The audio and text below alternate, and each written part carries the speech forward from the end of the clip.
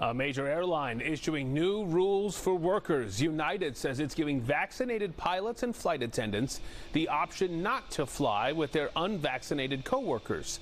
Nearly all of United's employees have complied with the company's vaccine mandate. However, a federal lawsuit has been filed by 6 workers who are seeking medical or religious exemptions. United has said those with valid requests will be placed on either medical or unpaid leave.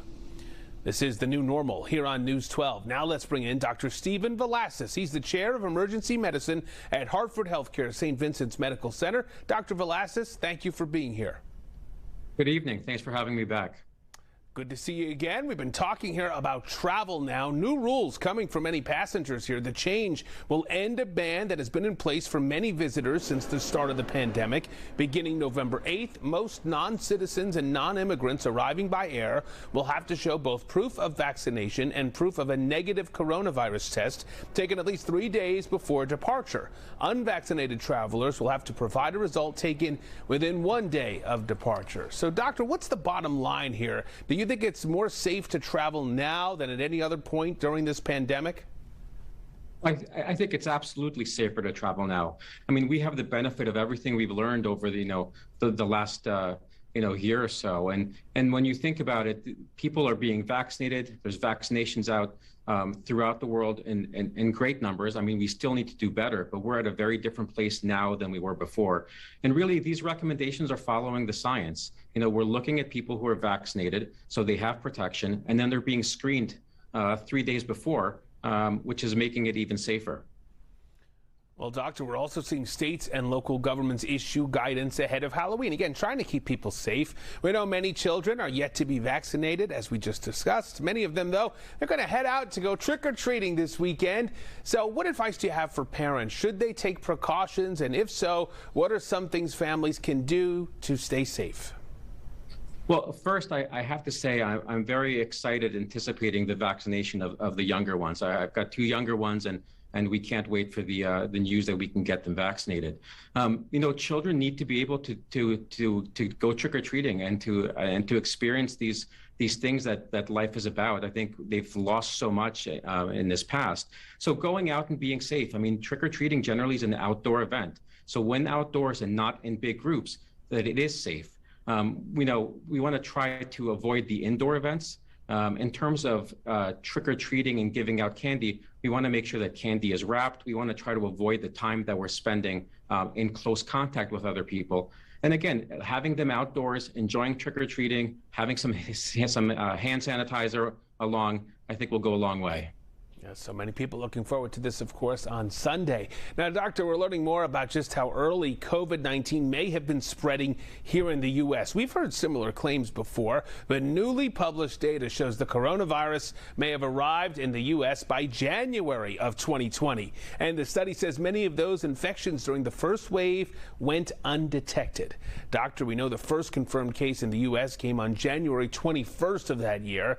In your opinion, when do you think COVID-19 arrived here in this country?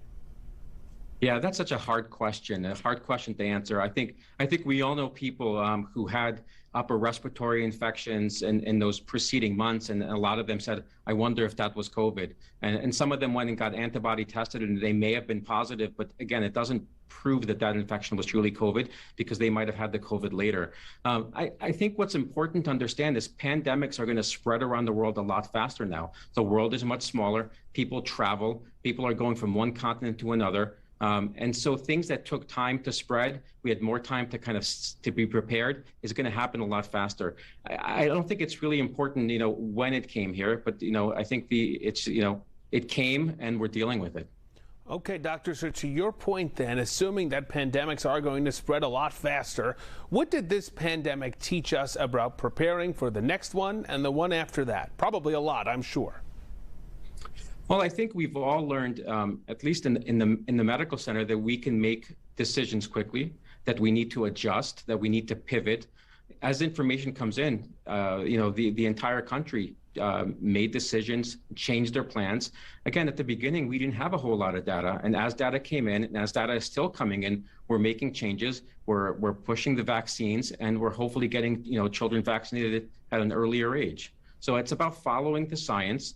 And it's about, understanding that these things can happen and being prepared. Doctor, before you go, I want to ask you about this bizarre claim being made about the COVID vaccines by the head of Brazil. Facebook has actually removed a video posted by Jair Bolsonaro, which he appeared to link COVID-19 vaccines to the onset of AIDS. The video claimed to cite a report from the UK that suggested vaccinated people are developing AIDS. Doctor, we've heard a lot of conspiracy theories. You've probably heard more than the rest of us. Where does this one fall? I mean, it's unfortunate that during this difficult time, there have been so many conspiracy theories out there. And the fact that we give them a platform and talk about them, I think is making everything worse. There's going to be people who are going to hear this and they're going to be scared and they're going to hold on to that fear, and that's going to keep them from getting vaccinated. So I think we just need to shut those down when they happen. There's nothing to it.